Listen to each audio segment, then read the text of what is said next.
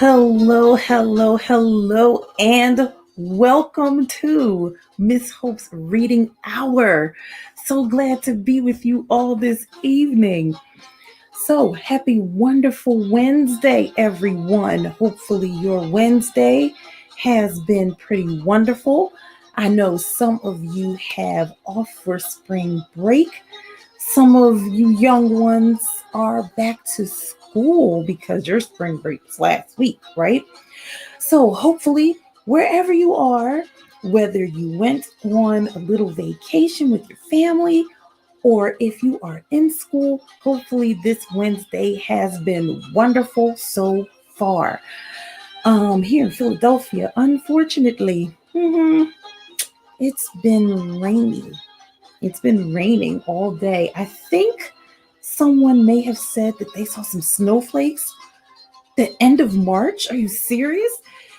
April 1st is tomorrow, and there was sprinklings of snow today. So I think it may have been snowing. I did not see it, but I did hear the rain, and it was raining a whole lot. So today is kind of a dark, dreary day a little bit today. But guess what, my friends? What a good day to sit inside and listen to some great stories, right? So that is why we are here on this wonderful Wednesday. Might as well make something wonderful out of a little bit of a dreary day. For those of you who have allergies, I know rainy days are happy days because they make your nose and your throat feel so good. That's what I've been experiencing today. So, my friends, happy Women's History Month for the last time. Today is our last Women's History Month broadcast, but we have some great books, and we will have some great books on Friday, which will be the second day of April. Okay, so we will get to the books in a moment, but let us get through our disclaimer, shall we? All of the wonderful music that you will hear and the great books we will read today. Unfortunately, Miss Hope and Miss Hope's Reading Hour do not own the rights to them, but they are here for your listening and reading enjoyment. Now, since we are going into a new month, and we have read so many books this month, we're getting down to the wire of books. So, my friends, we need you here at Miss Hope's Reading Hour. We need donations to get some more books. So, if you would like to donate, you can donate via Cash App at HOPEGM, all one word, all lowercase. That is the Cash App handle where you can donate any amount, big or small. Or you can send digital gift cards via our email address that is down here in the ticker. Or you can contact me if you would like to just send me some books in the mail. And I will give you the information to be able to do that. Okay? So, my friends, guess what? Next month, which starts tomorrow, it is Miss Hope's Reading Hour's birthday month. Can you believe it? A year ago, we started this journey together of reading awesome books so that during this pandemic and during all these uncertain times, that books would bring us joy and comfort, allow us to snuggle up with our families and be able to read great books together. It's been a year. Can you believe it?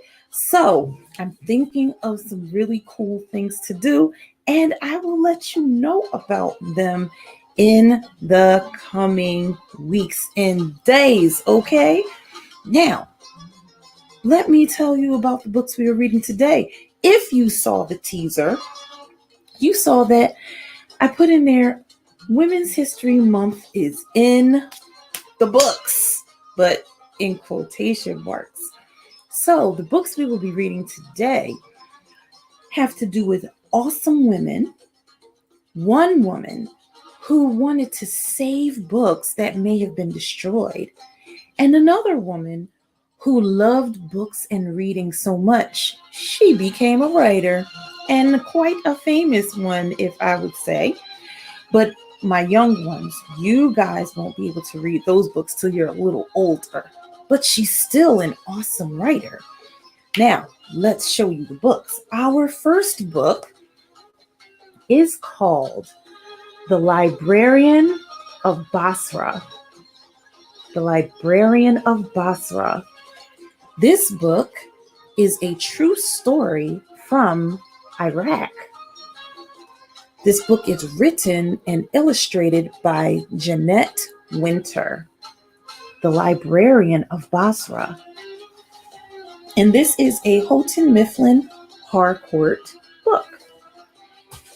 And our second book is called Jump at the Sun. The true life tale of unstoppable story catcher Zora Neale Hurston. Some of my older young ones or adult friends would know who Zora Neale Hurston is. You guys need to know she is too. This book is by Alicia D. Williams, Newbery honoree. That's those medals I told you about. And illustrated by Jacqueline Alcantara. Jump at the Sun. And of course, we got to find out what's going on with Miss Patina. So, you know what? I'm not even going to say anything. We're going to get to Patina. I'll tell you what happened the last time. If you missed it, if you didn't go back and watch Monday's broadcast, and Monday's broadcast was crazy, okay? Because we had a whole lot of technical difficulties, but we got through it. And we will find out what happened with Patina and her track team when we get to the chapter book. Now, if you notice our ambiance music, you know which book is going to be first, okay? Hello, Miss Brandy. Yes, I am enjoying my spring break. I hope that you and the boys are enjoying your spring break as well. The Librarian of Basra. This is an amazing story, you guys. I read it earlier, and this is an amazing, amazing story. I feel a tickle in my nose. If I sneeze, know that I prepared you, okay? There we go. Had to get it out. Alia Muhammad Baker is the librarian of Basra, a port city in the sand-swept country of Iraq. Okay, Peloton, who's ready to work? All right.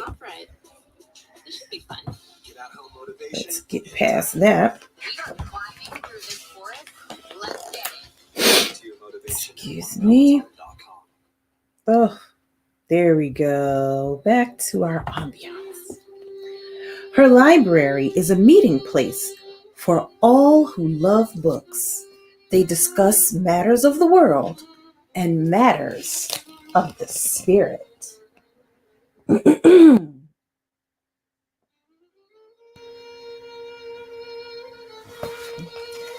Until now. Now they talk only of war. Will planes with bombs fill the sky? Will bombs fall here? Will soldiers with guns fill the streets? Will our families survive? What can we do? Wow, that had to be pretty scary.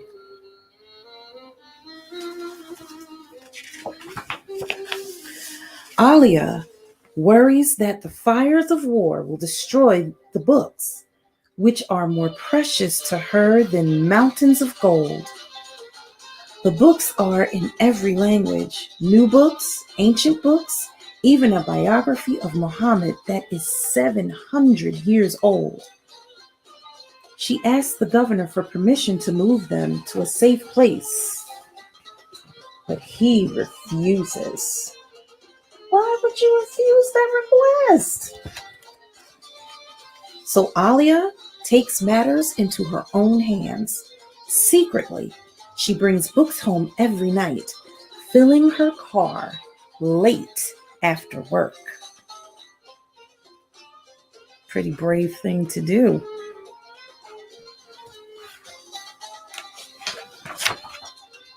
The whispers of war grow louder.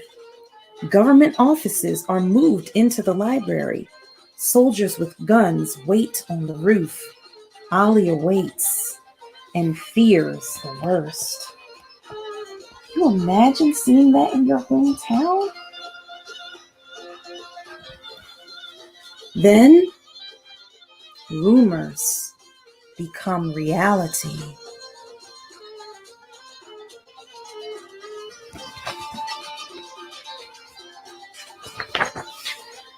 War reaches Basra. The city is lit with a firestorm of bombs and gunfire. Goodness gracious.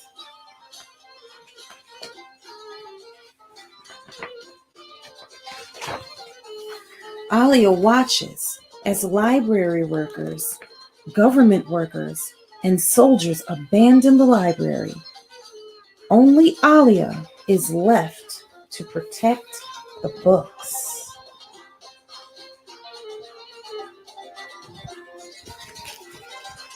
She calls over the library wall to her friend, Anis Muhammad, who owns a restaurant on the other side.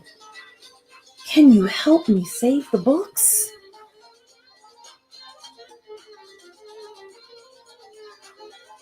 Wow. I can use these curtains to wrap them. Here are crates from my shop. Can you use these sacks? The books must be saved. All through the night, Alia, Anis, his brothers, and shopkeepers and neighbors take the books from the library shelves, pass them over the 7-foot wall, and hide them in Anis's restaurant. Those 30-minute pop rides. This should be fun. Wow. We are climbing through this forest. Let's get it. The books stay hidden as war rages on. Then 9 days later, a fire burns the library to the ground. Oh man. Gosh, I can only imagine how scary that whole thing was. The next day, soldiers come to Anis's restaurant. Why do you have a gun? They ask. To protect my business, Anis replies. The soldiers leave without searching inside. They do not know that the whole of the library is in my restaurant, Anis replies.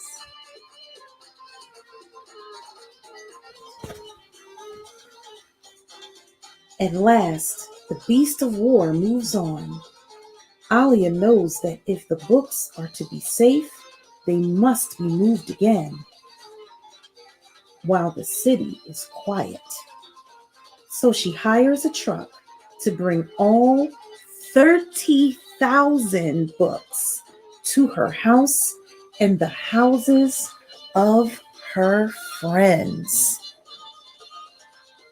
Wow, she is pretty brave to do all of this. First taking them out at night, then renting a truck. In Alia's house, books are everywhere, filling floors and cupboards and windows, leaving barely enough room for anything else. Wow. Look at all those books.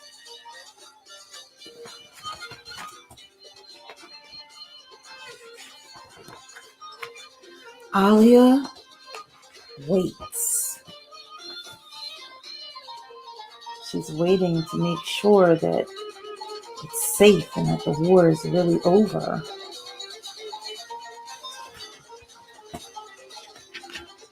Wow.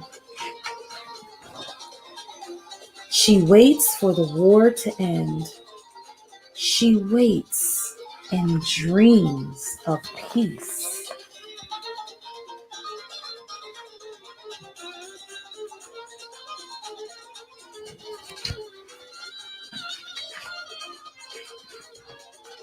She waits and dreams of a new library.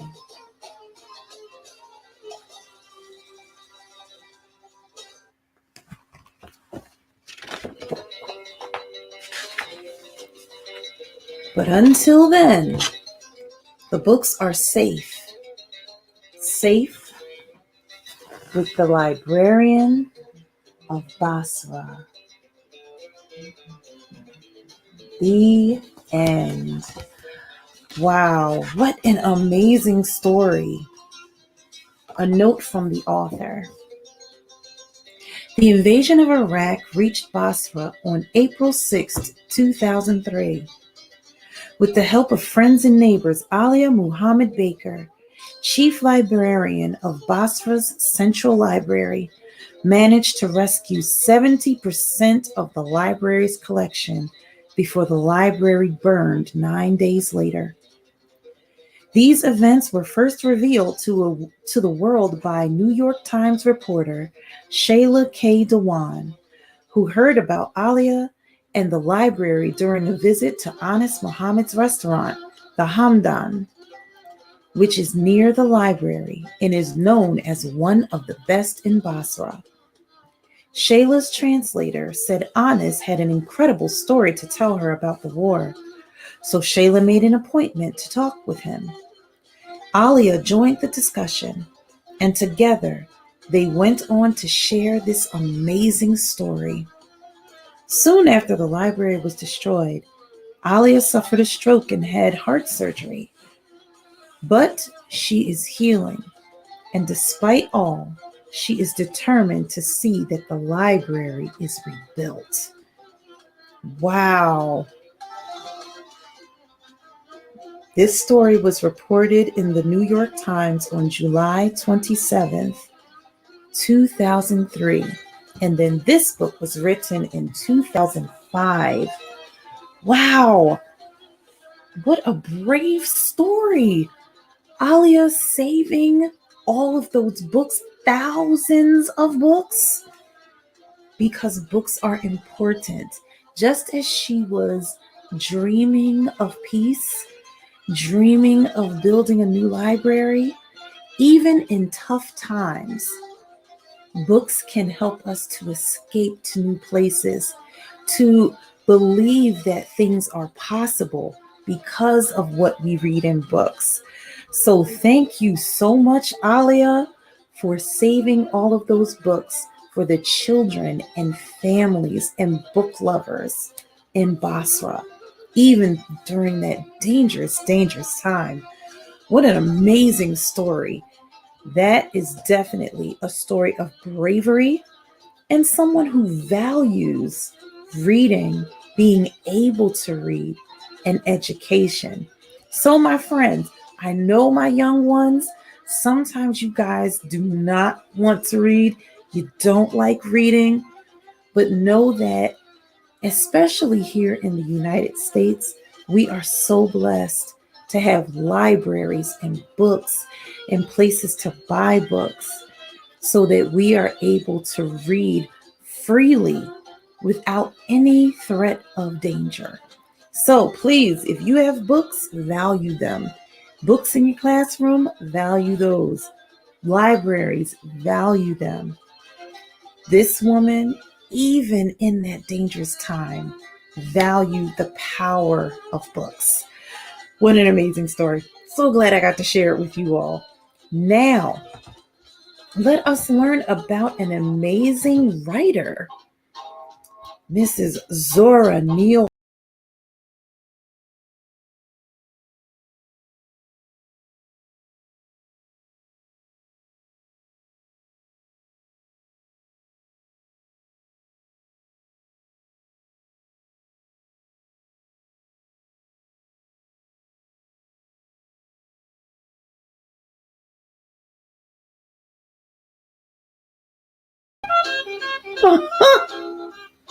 So sorry, friends. I don't know what just happened. My screen went off. Well, probably tomorrow I will be tomorrow or Friday. I will be taking my computer to check on what the heck is going on with it. So, my friends, we are going to read about Miss Zora Neale Hurston and how she jumped at the sun. Jump at the sun. The true life tale of unstoppable story catcher Zora Neale Hurston by Alicia D. Williams. We got a dust jacket, but it looks different underneath. Just her jumping at the sun. All right. Who is the publisher of this here book? Oh, I didn't see it. Oh, this is an Athenaeum Books for Young Readers book, a division of Simon and Schuster Publishers. In a town called Eatonville, a place where magnolias smelled even prettier than they looked, oranges were as sweet as they were plump, and the people just plain old got along, lived a girl who attracted tails like mosquitoes to skin. Zora was her name.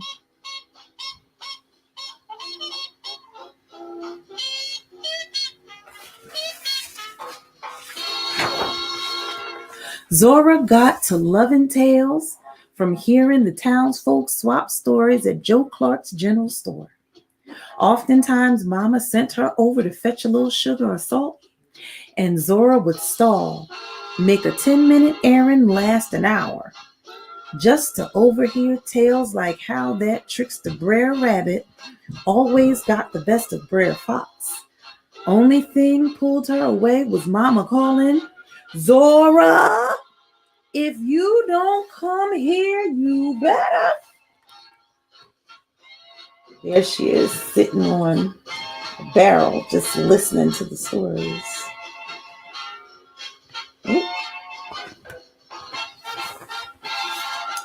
Here's some of the stories. Let me tell y'all how come we got squinch owls. You know, old Marster had an old maid sister never been married. That's the reason the dog is mad with the rabbit now, 'cause he fooled the dog. Y'all be telling and lying about these varmints, but you ain't yet spoke about the high chief boss of all the world, which is the lion.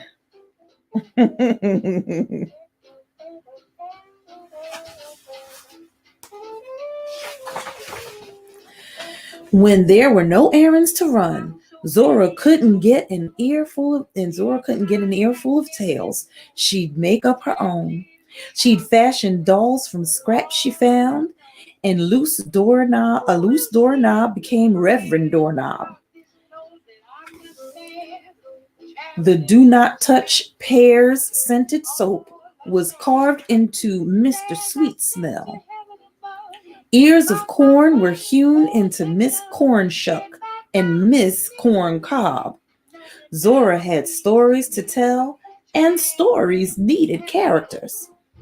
"Hello, Reverend Doorknob." "Smelling good, Mr. Sweet Smell." "Thank you kindly." "Hello to you, Miss Corn Shuck." Look at her characters.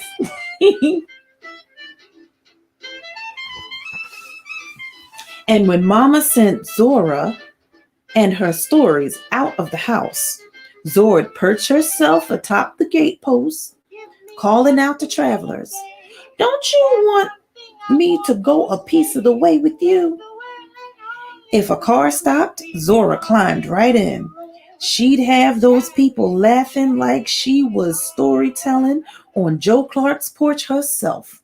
Then, half a mile or so later, she'd hop out and stroll on home.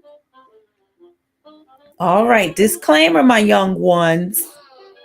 Don't go doing stuff like that.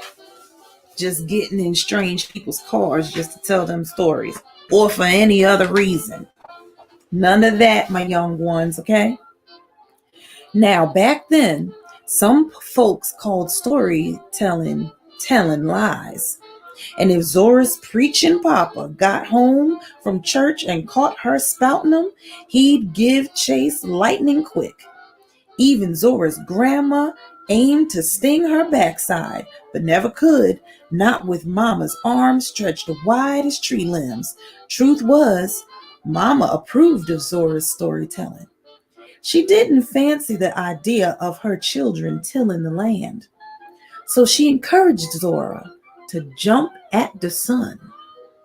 You might not land on the sun, but at least you get off the ground.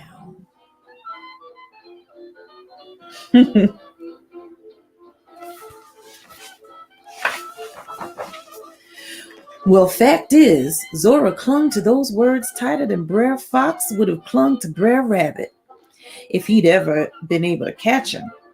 Zora needed him too, because one day, Mama got herself a chest cold that wouldn't get better.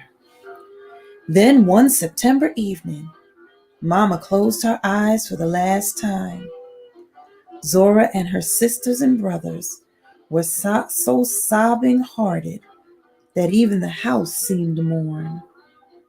2 days later, Zora's only sister and older brother headed back to school. Papa was already on the road preaching. His boys seemed manageable, but this tale-telling girl was too much for him to worry about.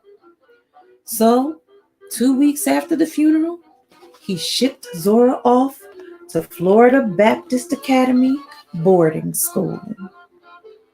Oh man, she didn't get to stay home. Zora dug her nose in books, intent on reaching the sun. It was what Mama had always taught her to do, after all. Then her papa got a new wife who was stingier than a peacock. Zora's stepmother tight-fisted their money, school fees went unpaid, and back to Eatonville Zora went.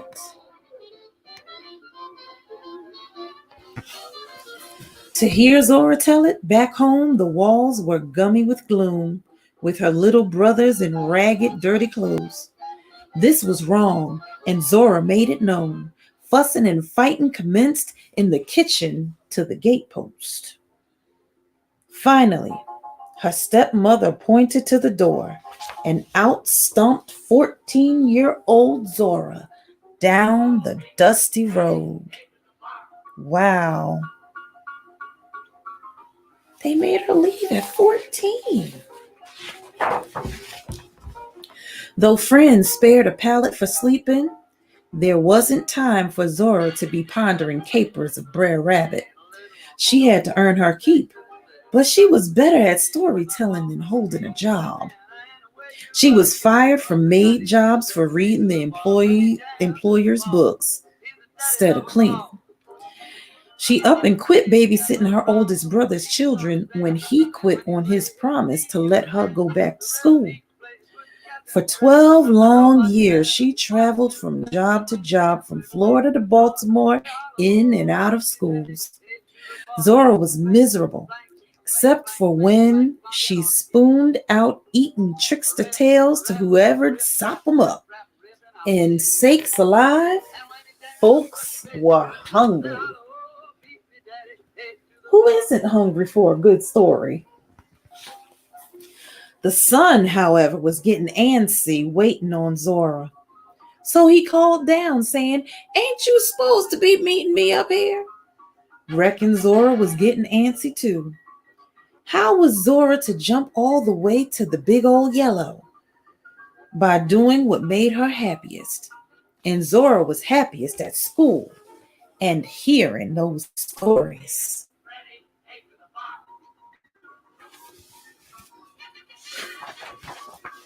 In Baltimore, 26-year-olds couldn't go to public school for free. So Zora told a tale of her own. She chopped her age to 16, then plunked herself down in a high school classroom. Even though she had a lot less money than other students, Zora walked through the halls like her shoes were lined with gold. That girl was back in school. Hoo-wee! The sun waited patiently for 2 more years until she graduated, then called out, "Jump, Zora!"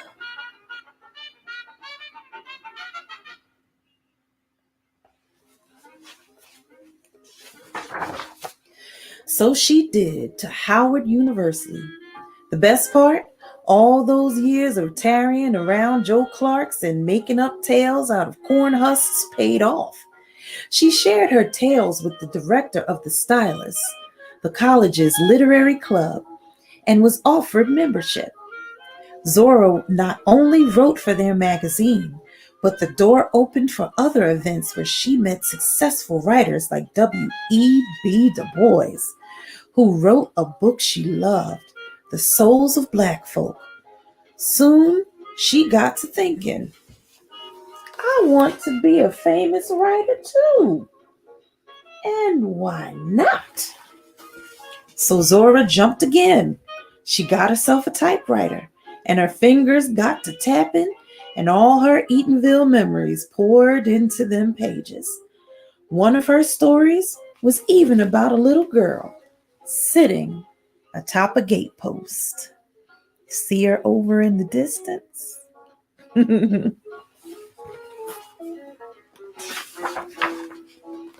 Though Zora loved her schooling, she found she loved writing more.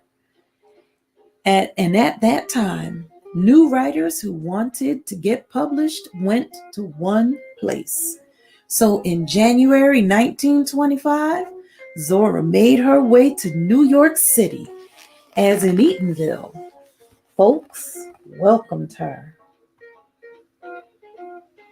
Wow, that's pretty brave. During the day, she listened to book discussions at the library or lectures at the YMCA. You gotta get around stories and writers if you want to write.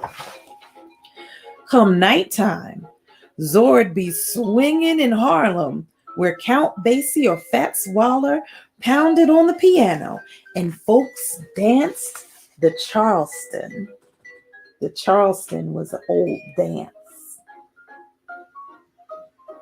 from the 1920s. It was very popular.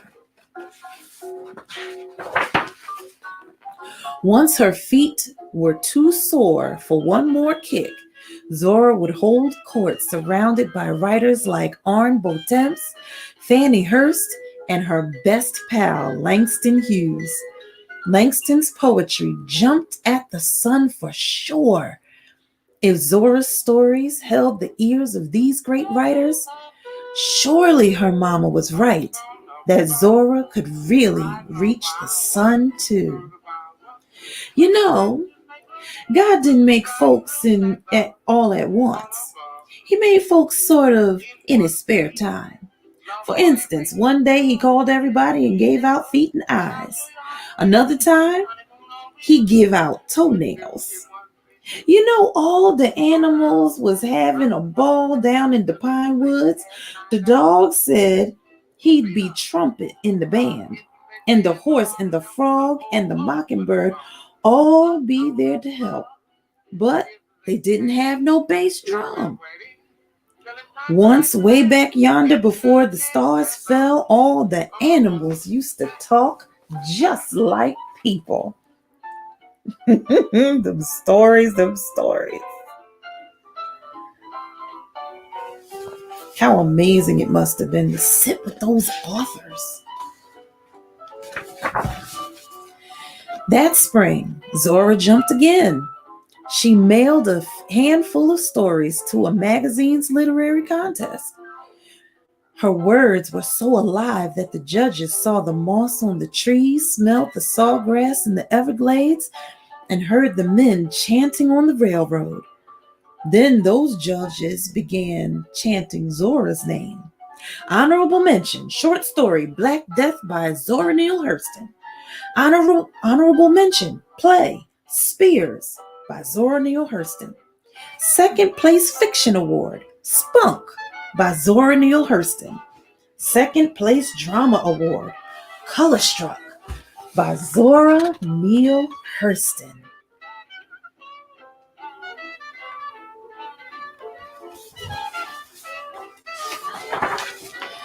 A fancy college heard about Zora's storytelling and offered her admission. But if there was one thing Zora had learned, it was that school was expensive, and she didn't have 2 nickels to rub together. Zora was doubtful. "Jump, Zora," Mama's words sang.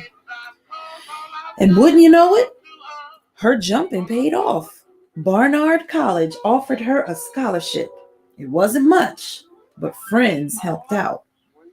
And Zora put together a collection of tales from home, called it the Eatonville Anthology, and earned a bit from that. For the first time in all her schooling, Zora was able to stay in school. For her very last semester, Zora had one big project left to do, field work for her anthropology class. Anthropology is the study of humans and their behavior. Her professor, Dr. Boas, suggested that Zora collect Negro folklore. I think that might be kind of easy for her to do. Now, folklore includes stories and beliefs passed down from generation to generation, exactly like the ones told at Joe Clark's. Shucks, Mr. Boas might as well have asked Zora to go down to Joe Clark's for some sugar. There was once this fella named John Henry. Now, he wasn't no ordinary man, you see. And that Brer Fox threw Brer Rabbit right into the thicket. Just 'cause he drank up his water? She had heard Brer Rabbit's adventures and why the squinch owl screeched since she was a baby.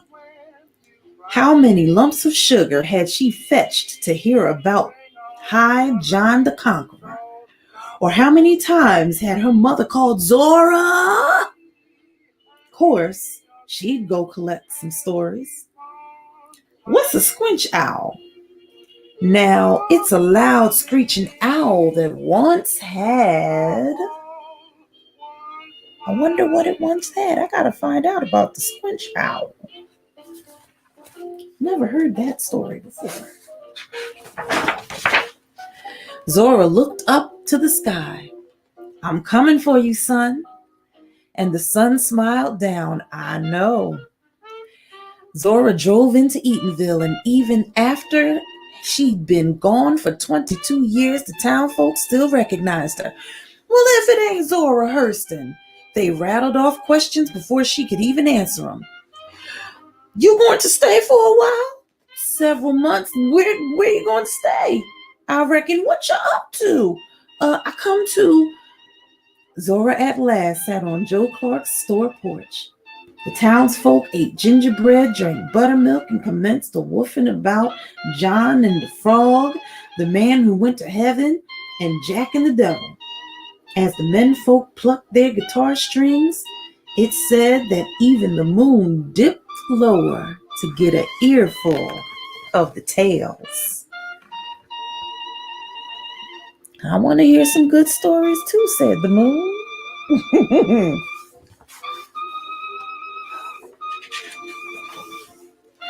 But outside of Eatonville, folks zipped their lips to the meddling stranger with the notebook and the northern accent.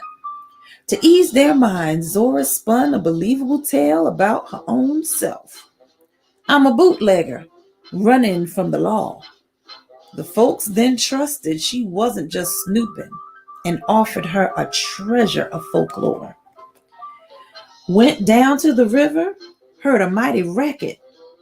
Nothing but the bullfrog pulling off his jacket. It was a man A man, and he was so big and fat till he went to whip his little boy for something. The little boy run up under his papa's belly and hid under there for 6 months. I'm telling this lie on the gator. Well, the gator was pretty white. He was a pretty white varmint with coal black eyes.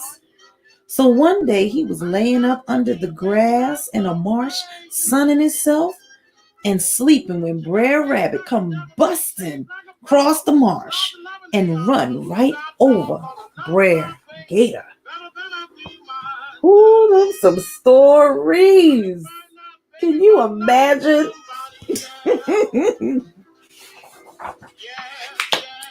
Zora's college project became one of her biggest jumps. Even after she graduated, she didn't stop collecting tales. She trekked all the way from Alabama to New Orleans to Haiti and the Bahamas, gathering as much folklore as leopards had spots. And then she stopped jumping long enough to take her notebooks and tapes and find herself a home in All Galley, Florida.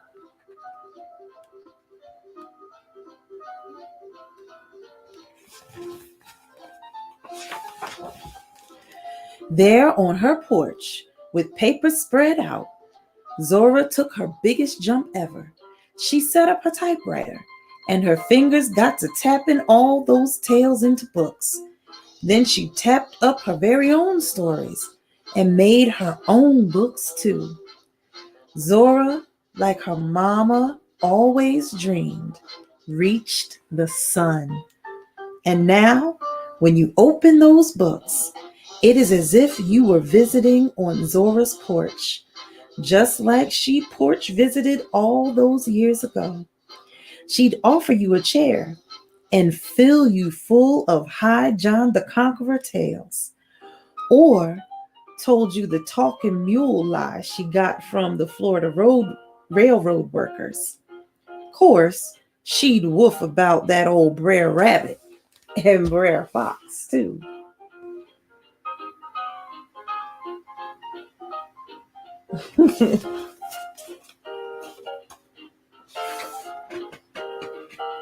Ooh, come on, pages. And that sun would have beamed down, mightily pleased, just a listening. The end.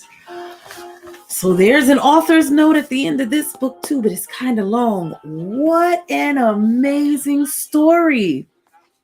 I never knew all of these things about Zora Neale Hurston. Oh, what a good book. Jump at the Sun. Such a great book for those young writers that you know. A little bit of history about Miss Hope. When she was in college, she had to write, oh gosh, I think it had to be a 30-page paper about Zora Neale Hurston. And it's so funny that I'm having technical difficulties now because I had technical difficulties then too. And my computer, it lost my paper. Good thing I had printed out some of the pages. It lost my paper. And like a third of my paper was gone. And I just walked back to my dorm room with tears streaming down my eyes. But I'm so glad I got to read this book for you all.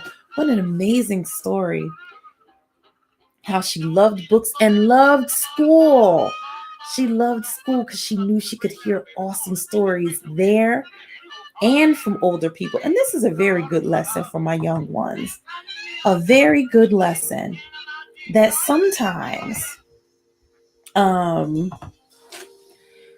we don't always value older people.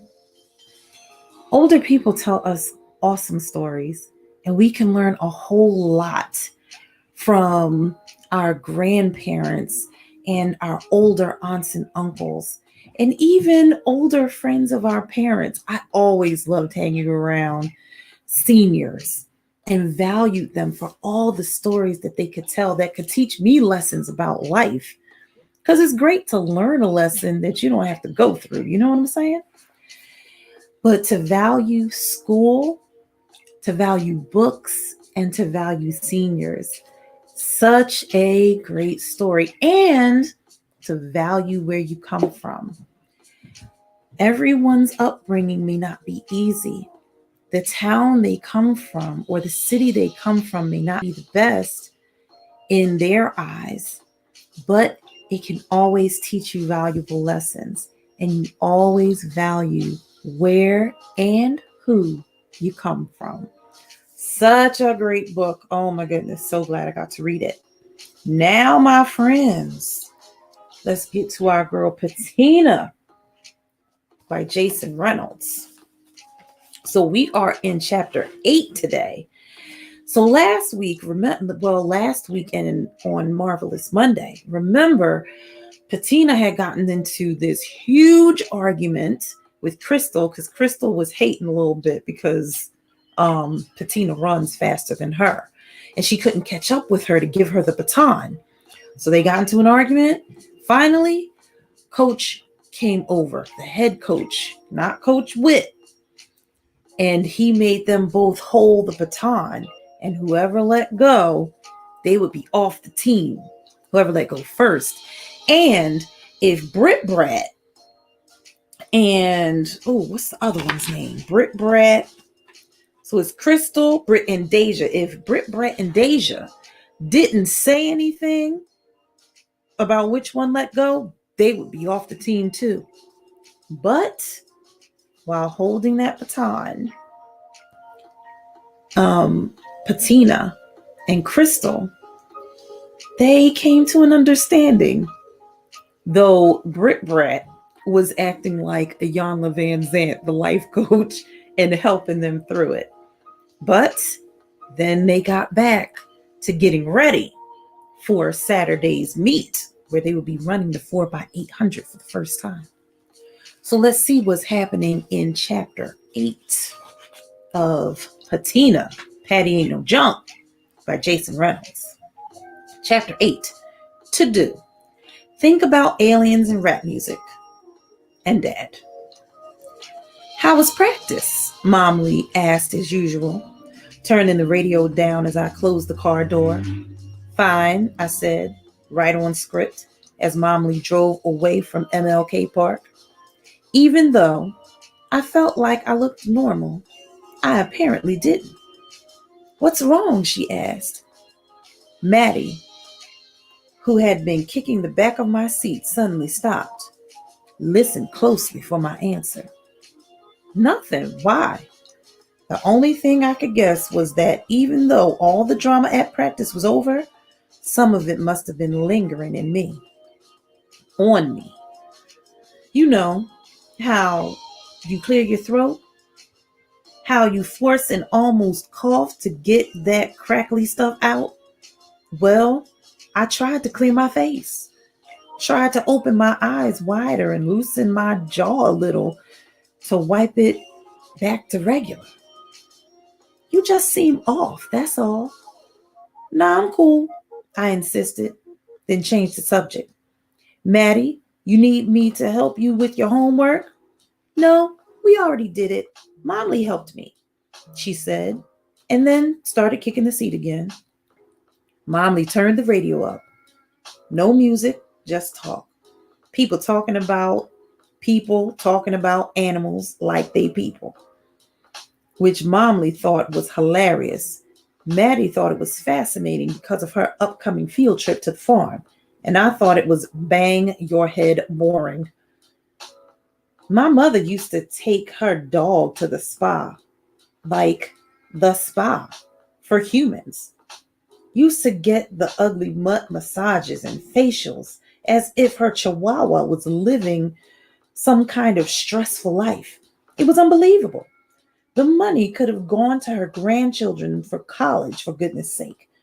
But since the dog couldn't get a degree, it was like she didn't care. I mean, can you imagine?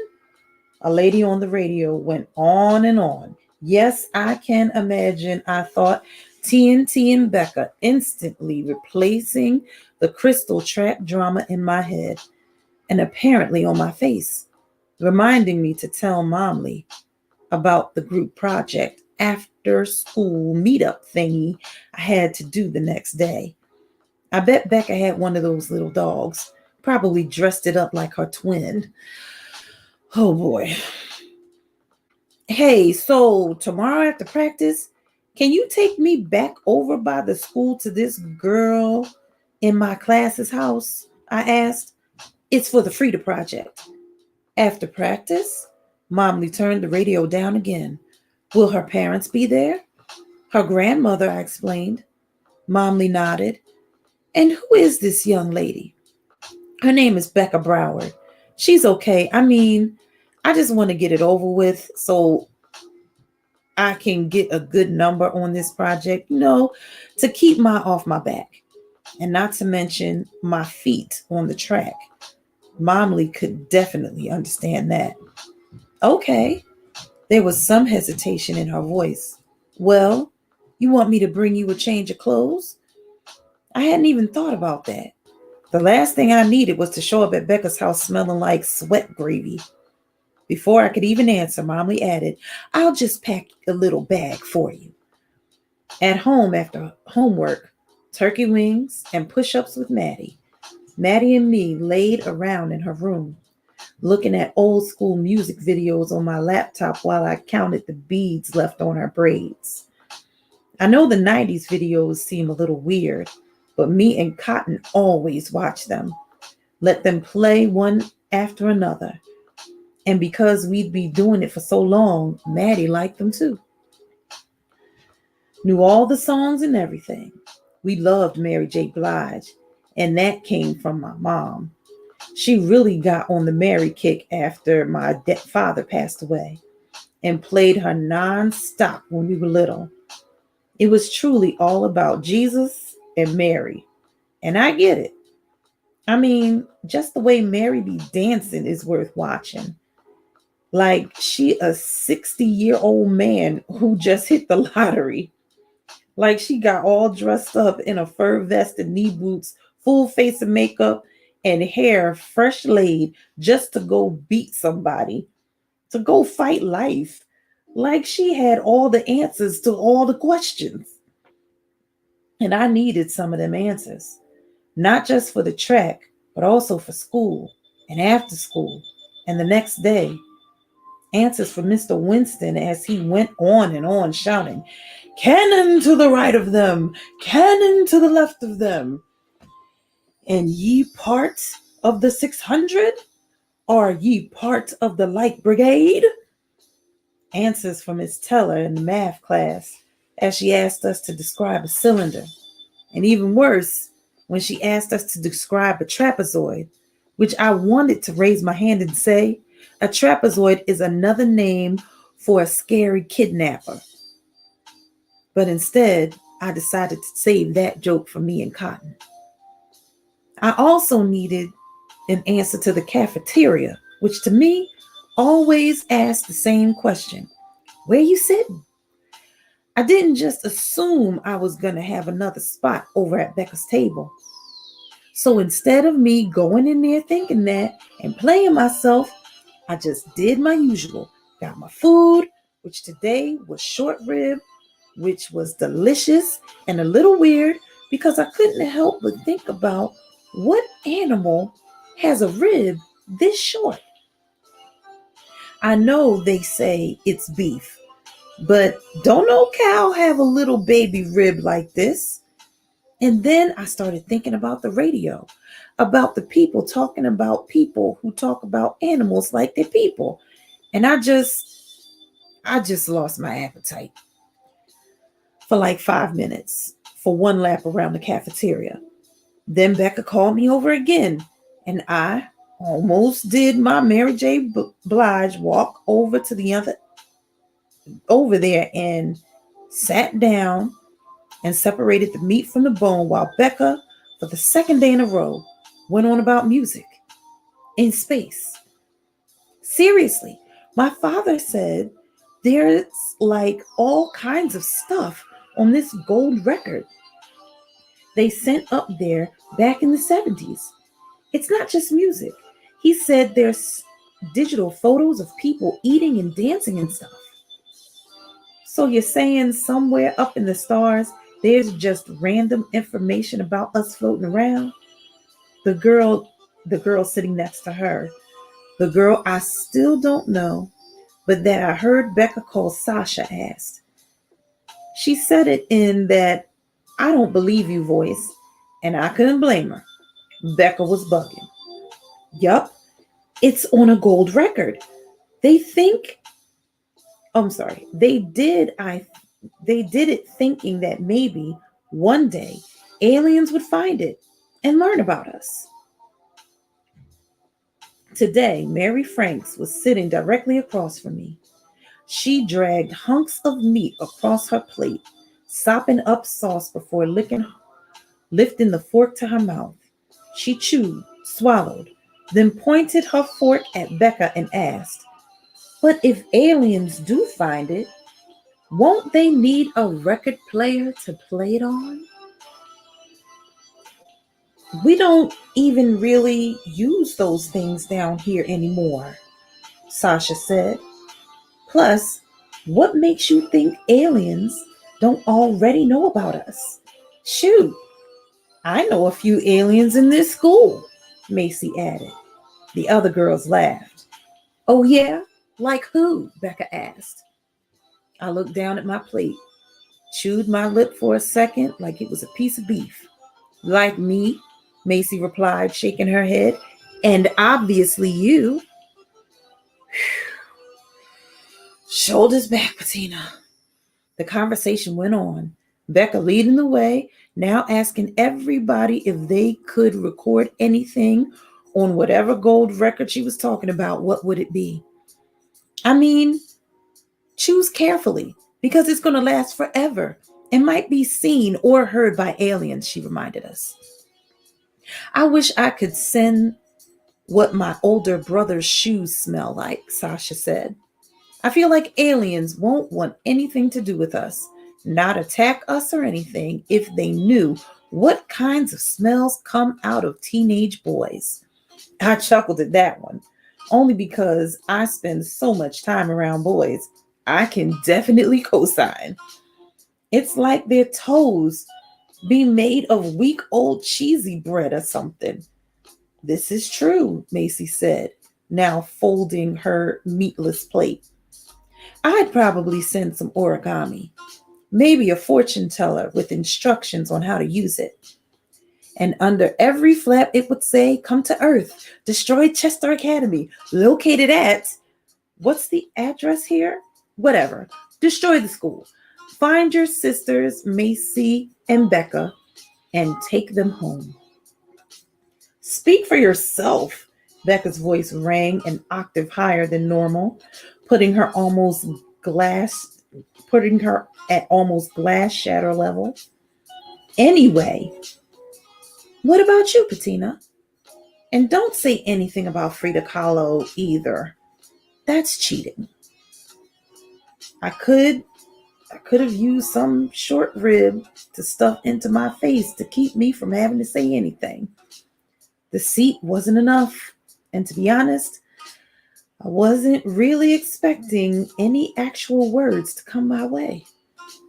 So I wasn't ready, caught off guard, but everyone was looking at me, waiting for an answer.